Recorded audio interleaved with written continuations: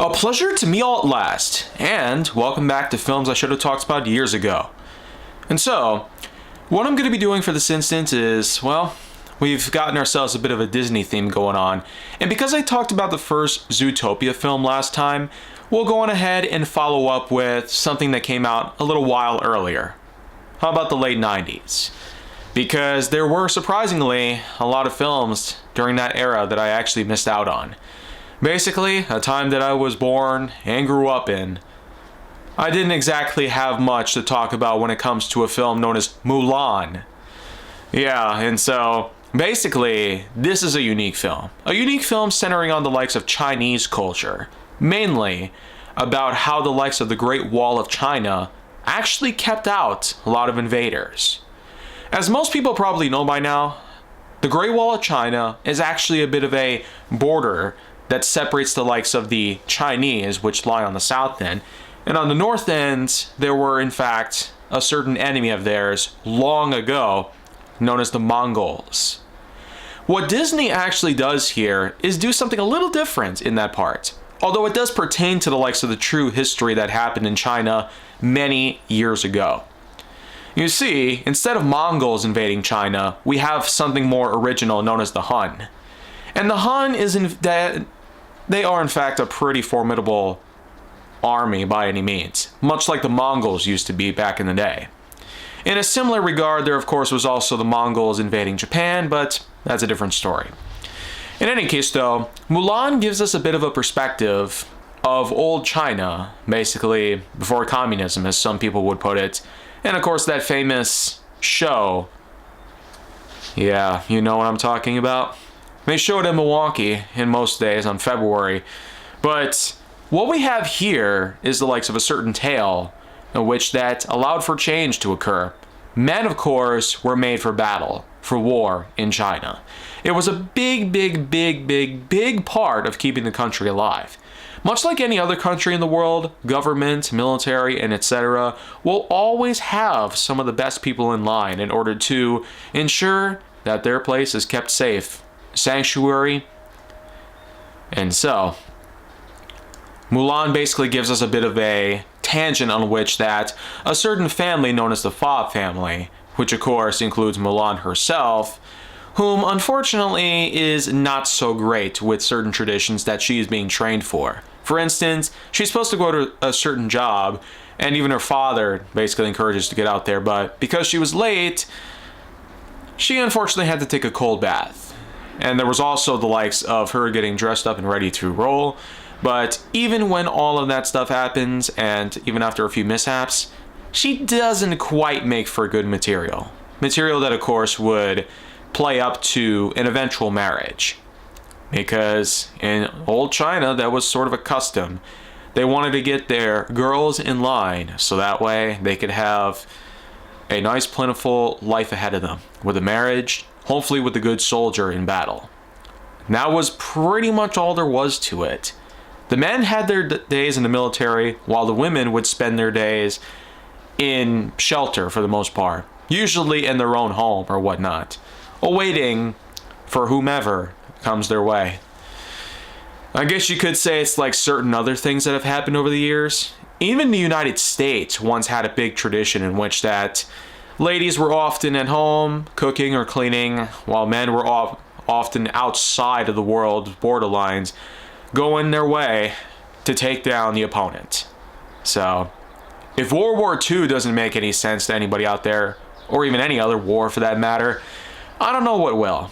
Anyways though, the turning point comes around when a draft starts to come around. Every family, including the father of the Fa family, Mulan's dad, so to speak, they're all enlisted to take part in a certain military position that will lead up to a great war against the Han, the enemy that of course had invaded the likes of China, pretty much overtaking the Great Wall, as we saw in the opening scene at night, where the guards had to shine their fire and warn others that an invasion was upon them.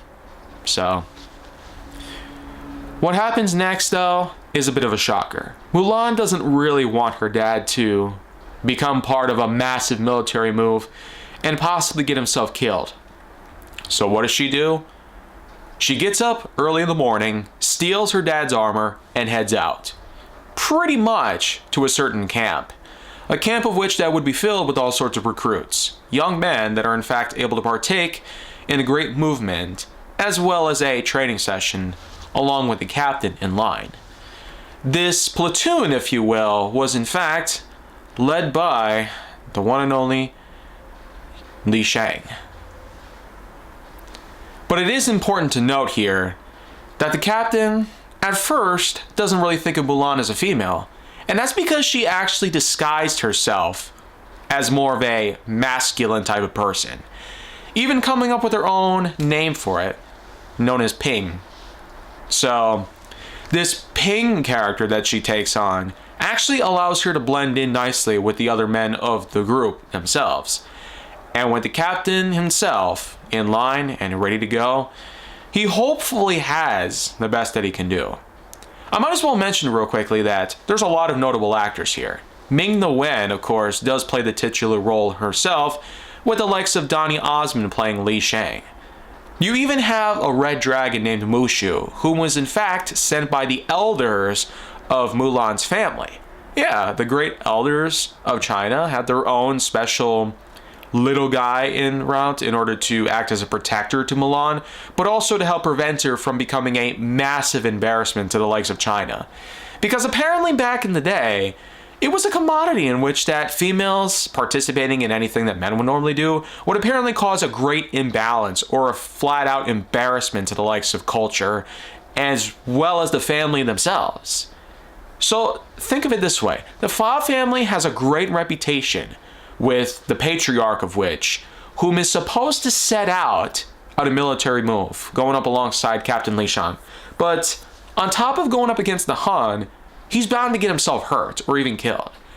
So of course when you have the daughter of whom taking his place, this apparently brings a bit of a shock to society. But keep in mind, this was a long time ago. And it is true that change would eventually come up through the likes of Chinese militarianism. But think of it this way. Change has also happened elsewhere. In the United States, women have shown a lot to do with society. It started out as far back as the 20s, in which that they were able to vote and even work certain jobs that sometimes men would only be known for. But we know what happened, right? The Radium Girls incident happened. And this, of course, would eventually lead to great change in women's work rights. But that's another story. Anyways, while Mulan is good at partaking in the likes of exercises and training courses, even impressing the captain himself while she was at it, she, of course, was very careful not to give away her true secret. But we'll get back to that in a bit. A battle is eventually underway against the likes of the Han. Even the leader himself is a massive threat to the likes of Mulan, as well as her fellow men, if you will. But in any case, though, this guy, I kid you not, he is quite a monster. The thing is, though, is that when you have yourself the likes of a massive military arsenal or the weapons, the swords, the spears, the shields, etc., and even the bows and arrows are in usage. Because remember, this was before guns were common. But in any case, though, evenly matched is probably the best way to describe it. While these are newer recruits of the Captain Li Shang's army, it is in fact worthy to note that Mulan actually proved differently, because what happens is that she eventually works up the courage to create a tactic. As in, even Mushu was in line for the idea. They both set off a massive rocket which fires into the distance, causing a mountain to collapse into a massive avalanche.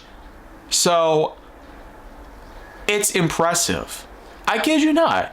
A Chinese girl fires off rockets and causes an avalanche. Think about that. That is really embarrassing to the enemy. They got beaten up by a girl disguised as a dude. So, that is, of course, a bit funny, but at the same time, impressively well constructed. Because when you think about the men that are in the army right now and are not exactly as well skilled, you know you have a problem. So, That's why I'm happy to be living here, a time where change has allowed for great things to happen. Anyways, though, the Hun are basically incapacitated, not exactly dead, but what happens? The secret is out. Yeah. So, what we have up next is essentially Mulan being forced to leave from camp and head on back home. Her and Mushu, they sulk for a bit before eventually coming to a realization that hopefully they can do better. But before that thought can even cross their minds, the Hun do eventually reveal themselves again, this time in a populated area. Because you see, the sensei himself, the emperor of the city itself, he's apparently being held hostage. The Hun's leader himself is out there holding a sword to him, forcing him to kneel down, of which the emperor basically refuses to do, no matter what happens. The guards that are, of course, protecting the door, preventing the likes of Mulan's team from getting up to the emperor and saving him from certain death.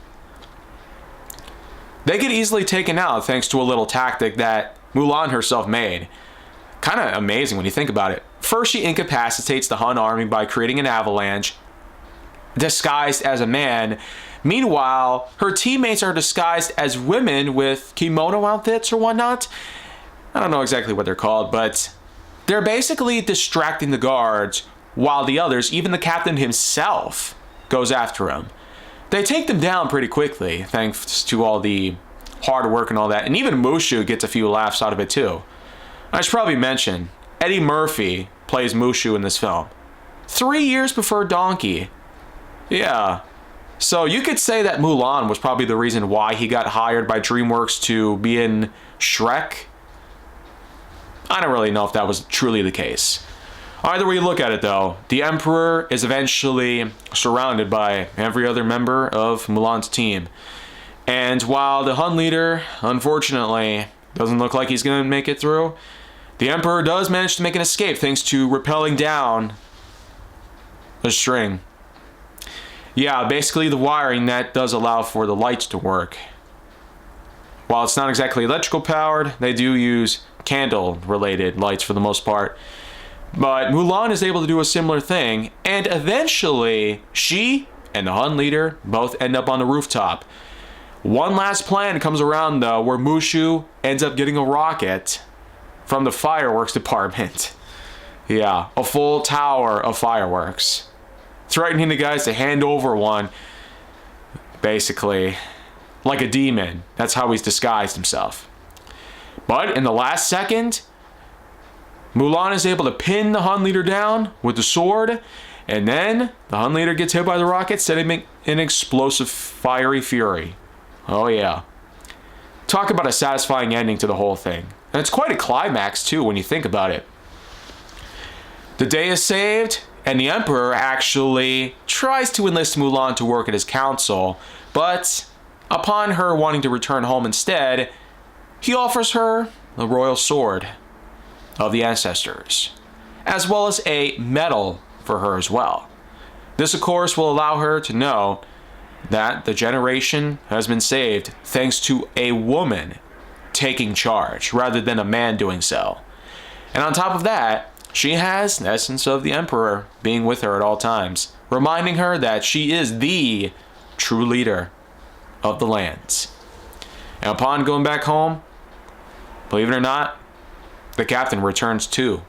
And he, of course, is thrilled with the idea that he'll mostly stick around for dinner, but even Mulan's family is willing to allow him to stay with them.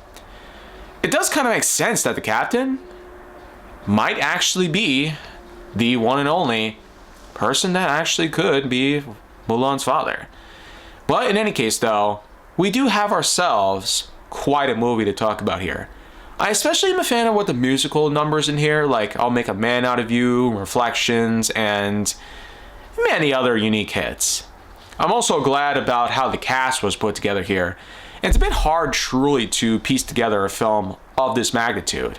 And on top of that, I could almost guarantee if somebody were to make a film like this nowadays, you might have a couple of things that you might need to talk about. But either way you look at it though, there actually was a remake of Mulan in 2020, 22 years later. Now, this one's a lot different than what we saw in the 98 version. But I can't say I'll make a separate video about this, so it's much of the same sort of thing anyways, just live action. And 22 years after the original. So, that's pretty much that. I give Mulan an 8.9 out of 10.1. So, not exactly perfect for its own unique creativity, but I do like the casting, I do like most of the effects.